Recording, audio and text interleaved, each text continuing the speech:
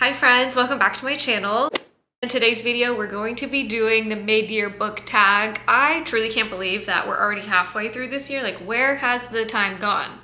I can't think about it too much or else I'll start to spiral, but I pulled questions from 2 book tags that I've been seeing on YouTube and compiled them into a nice list for us to review together and basically reflect on all the books that I've read this year and then what I'm looking forward to in the second half of this year. So grab a snack, grab a little drink, get cozy on wherever you're watching this, and let's jump right into the questions. Alrighty, question number 1 is best book you've read so far in 2024, and I immediately have an answer, and that is the Elements of Cadence series. I love both of these books. These were a total surprise for me. I didn't anticipate loving them so much. They are by Rebecca Ross, and this is her adult fantasy books. I feel like I don't see that many people talk about them or mention them compared to her Letters of Enchantment duology, Divine Rivals, and Ruthless Vows. So if you loved those 2, then I highly recommend checking out both of these books. I know it's kind of, I was supposed to pick one book for this question, but I'm picking 2 because these go hand in hand. They are a Scottish folklore type of fantasy world, and it's more of an ensemble cast that you follow rather than just like your main male character and your main female character, and that's really it. We do have those in this book, but you get invested in some other character storylines as well, and I think Rebecca just does a nice job of kind of wrapping everything up in A Fire Endless. The writing in these is beautiful. It's so lyrical, so gorgeous, and just a fun time to read. I just want to caveat that A River Enchanted is, I think, on the slower end, and that can throw people off. And I've seen a lot of reviews saying people didn't like the first one, but they loved the second one. So maybe just keep that in mind when you read these. They are different than Ruthless Vows and Divine Rivals, but I love these books and I cannot recommend them enough, and I'm so happy that I read them this year. Question number 2 is best sequel you've read so far in 2024, and obviously I'm gonna have to say A Fire Endless. I haven't actually read that many series this year. I've read these 2 guys, and then I read the Crowns of Nyaxia series, so I've read those 2. I enjoyed those as well, but those kind of felt like a fever dream. But A Fire Endless, I literally think about this book all the time still. I read it in February and I'm still thinking about it in June. So it really has resonated with me. I got emotional in it. I was happy, giggling, kicking my feet, gasping. There was drama, and then just the ending got me so good. I was getting choked up over it and I was getting sad, but then she just brought it all home and just had a beautiful ending. So this was truly the best sequel I've read so far. It's a 5-star read. This was actually my first 5-star read that I gave out this year. So I highly recommend everyone checking out this duology. It's so fun and a great time. I would recommend maybe reading it in like fall, winter, because that's when I read it and it just felt so cozy and perfect for the time of year. So definitely add these to your list if you haven't, or if they are on your list, bump them up, because I cannot recommend these enough. And the sequel is just literally perfection. I would not change anything about it. Question number 3, a new release you haven't read yet, but you want to. And by the time this video goes out, Reckless by Lauren Roberts will have been published, and I'm very eager to read it. I don't know when I will get to it though, because I kind of maybe want to savor it for fall, winter. I feel like reading fantasy books in the fall, winter seasons is always a vibe and it's so fun. So I'm probably not gonna read it right when it comes out. I'll be looking at everyone's reviews to see what they're thinking, but I'm totally excited for this book and I cannot wait to read it. Question number 4, most anticipated release for second half of this year. I have 2 books on my radar. I'm sure there's more and I'm forgetting, but 2 top of mind. First one is Nothing Like the Movies by Lynn Painter. This is the sequel to Better Than the Movies, and to be honest, I'm a little nervous, right? Like sometimes we don't need sequels. However, I loved Better Than the Movies, so I'm really hoping Lynn does justice in this sequel and that it turns into perfection. This one I believe comes out in November, so it will be fall time when I read this, and I will probably be reading it in my book club with my friend because we both love Lynn Painter's writing.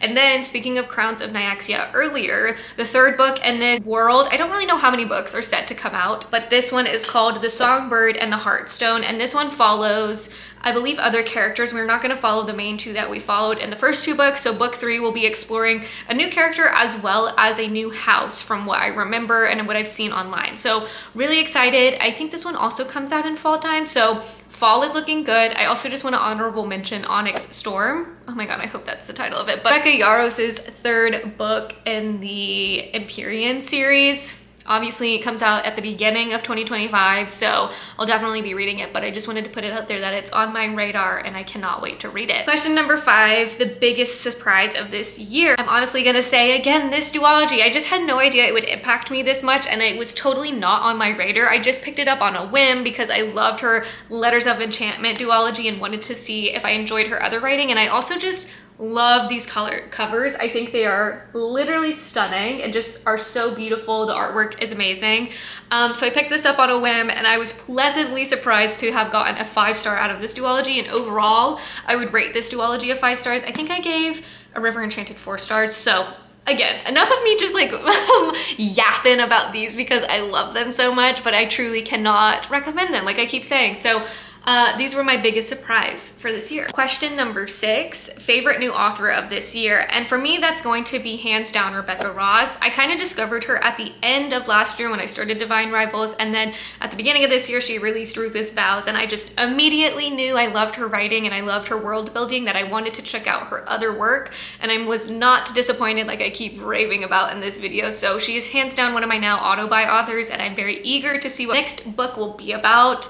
And I cannot recommend her books enough. Newest fictional crush. My newest fictional crush is Justin from Just for the Summer. This man is truly the definition of if he wanted to, he would. He's an acts of service kind of guy. He's a gem of a boy, and I wish I could find my own Justin. Like, hello, boys out there, start taking notes, read this book. This is what the girls want. He's funny, he's charming, and he's just so attentive and really puts in the effort. This book was also a 5-star read for me, solely because of how amazing Justin and Emma and their chemistry was in this book. So highly recommend reading this if y'all have yet to read it. It's perfection. Like, I would literally change nothing about this. Next question, a book that made you cry.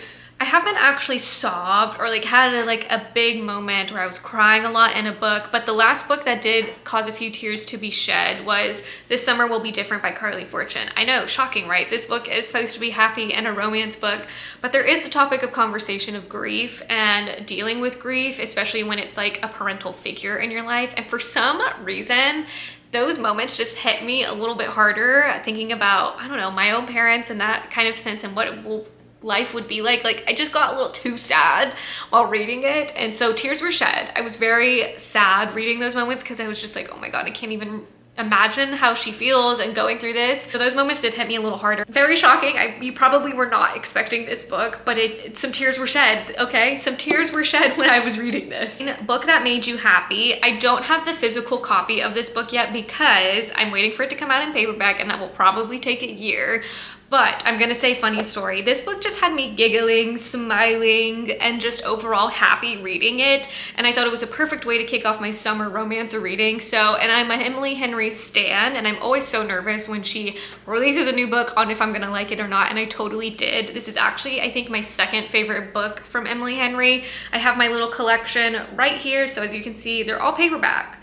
And I'm waiting for Emily to come out with the paperback, which I know is going to take a year. So that's why I don't have the physical copy yet, but as soon as it's published, my grubby little paws will be all over it. But that, I would say, was my book that made me happy this year while reading it. Question number 10, the most beautiful book you've bought so far this year. Hands down, my most beautiful book that I've acquired this year is my Fairy Loot edition of Ruthless Vows. This actually just came in the mail recently, and I'm so excited to show it off and have it on my bookshelf. I have not stopped staring at it since I've purchased it. I did buy Divine Rivals Fairy Loot edition secondhand, so I did pay a pretty penny for this, but luckily I was able to buy this on Fairy Loot website and get it at a more reasonable price, and it's absolutely stunning, especially these sprayed edges. I think they are so beautiful. The artwork, the foiling is stunning, and then I also think the end paper art is so pretty.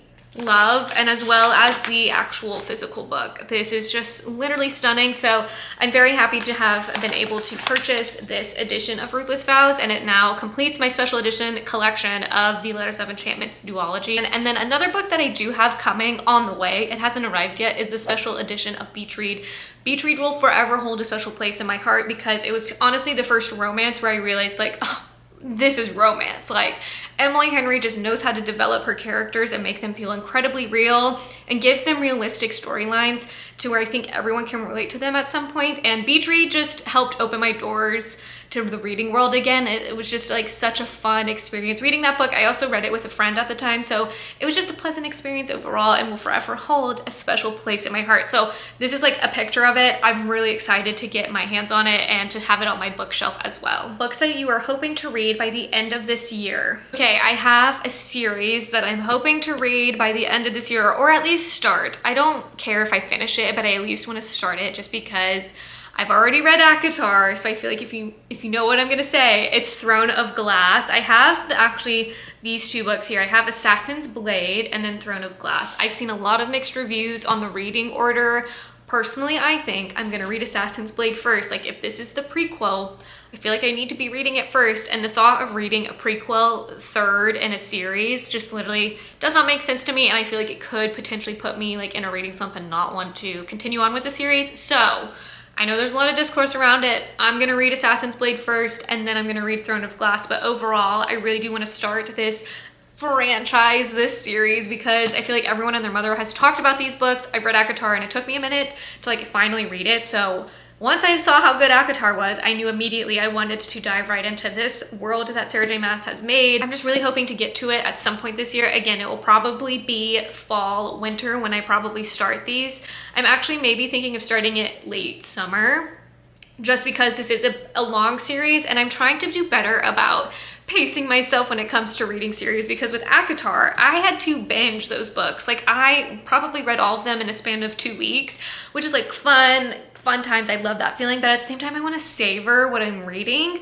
So I'm really trying with Throne of Glass to like take my time reading each book, and I don't have to binge them. Question number 13, a book everyone loved but you didn't. This may come as a shock, but it also may not. I did review this book in my wrap up when I read this book. The Jewels, None of This Is True thriller book. I understand the hype, like I do. I get why people love this. However, when I read this, I just was not shocked about anything. Everything was very predictable, and the ending didn't have me in a chokehold. Like, so many people I've seen review this book have said that the ending just gripped them and they were shocked.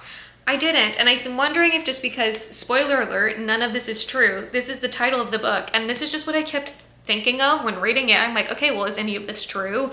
So like, I don't know if maybe the title is, you know, great, because if you just think about this the entire time, then I feel like you'll be able to guess and just kind of predict what's going to happen based on that. This is, I think, my third Lisa Jewell book, and I'm starting to wonder if maybe I'm just not a fan of her work. I have historically have found that I'm able to guess her endings right away, and they're almost, in the sense of every story, kind of being formulaic or cookie cutter. So this is one book that I personally didn't enjoy, but I can see why a lot of people enjoy this one. I actually believe this is coming into a Netflix show, which, if you haven't read this book, there's a Netflix element in this book where it makes it seem like we're actually watching the series that's based on this story. So I hope the adaptations may be better and I'll enjoy it more, but yeah, kind of a disappointing read for me. Next question, a book from a genre you don't typically read from. I don't have a physical copy of this book because I listened to the audiobook solely because Meryl Streep is the narrator, and that is Tom Lake. This is, I believe, classified more in like the fiction genre, which I normally don't read from, but I'm trying to push myself to read more in this genre because I did enjoy this one. I didn't love it. I think I enjoyed it simply because Meryl narrated it, and she did a fantastic job of telling the story of this grandma, or I guess mom, recounting her time basically being a teenager and her life in Hollywood and fame, and now living a simple life on a cherry farm, which I did love the cherry farm aspect. I thought that was really cute and fun. And I thought the dynamic between her kids asking the mom, like, wait, what, you knew this person? Like, it's funny because it's like kids sometimes forget that their parents, you know, were also kids and young adults at one point. So overall, a great book, and I just need Meryl Streep to narrate more books because she's fabulous at it. Shocker, but like, we need her in the book community. Like, come on, Meryl. Last question that I'm going to be answering is a book that cured a reading slump for me. And I'm actually just gonna give advice. So normally when I find that I'm in a reading slump, I will just reread either a past 5-star read because you already know you love it, or I would recommend doing your favorite books that you read when you were a child. So like going back to like those middle school, elementary school, maybe even high school days and reading books that you thoroughly enjoyed. I have found that when I do that, I'm typically like motivated to read again, or I'm just like having a good time because I'm like reflecting on nostalgia a little bit and just overall my feelings on the book, because you know, some of the books I haven't read in so long. Like last year I read Divergent and Hunger Games again for the first time in like years, and it was just so fun. I know the stories, but reading them again was just, I reminisced on when I was a kid reading them. And then I'm currently reading the whole Shadowhunter Immortal Instruments world, because it has literally been a decade since I've thought about this book, read these books, and I saw a TikTok and I was like, oh my God, I need to read those right now. And it's fun, like I'm having fun reading. So that's how I would go about getting out of a reading slump, or sometimes you just need a break. Reading should be fun, right? Also, it's summertime, so we're all running around doing things. So I think it's totally normal to not be reading as much in the summer because we're busy and we're running around. Or maybe you're like me and you want to stay inside because it's so disgustingly hot in Texas and you'd rather be reading inside than sweating outside. How are we doing on the reading goal that you set for this year? And I'm surprisingly slaying it. I am currently 8 books ahead of schedule when I'm filming this, which is just bananas. So I definitely think I'm going to be hitting my reading goal this year, and I'm very curious to see how many books I'll actually end up reading. That's to say, if like everything in life goes okay, you know, life happens sometimes and you don't want to read. So if I'm continuing on the pace that I'm on, I'm very curious to see how many books I'll end up reading by the end of this year. I also am just overall excited. I feel like there's a lot of good books coming in the second half and the beginning of next year. And I feel like I'm going to be doing some rereading. I'm looking at you, Fourth Wing and Iron Flame. I think I'm going to reread those at the end of the year. And part of me also wants to reread ACOTAR. So we'll see what happens for the rest of this reading year. I'm feeling very inspired. I'm also hoping to have more 5-star reads. I've only given out 2 5-star reads this year, which is honestly bananas, because at this point in the year, I'll have had maybe 4 or 5 5-star reads, and that just hasn't happened yet. I don't know if I'm just being more picky with my 5-star reads, or I just haven't come across any. So please let me know down below any books that you have given a 5-star to this year, or maybe even last year, because I'm desperate, you guys. Like, I want books that I become obsessed with that are my new personality, like Just for the Summer and Fire Endless. Those 2 books became my personality for a few months, and I'm like, I miss being obsessed with a book. Do you guys know what I'm saying? So anyways, that's gonna be it for today's video. Make sure to like, comment, and subscribe so you'll be notified of my next video dropping, which hint hint, I think it's gonna be a fun reading vlog. And I'll see you in my next video. Bye guys.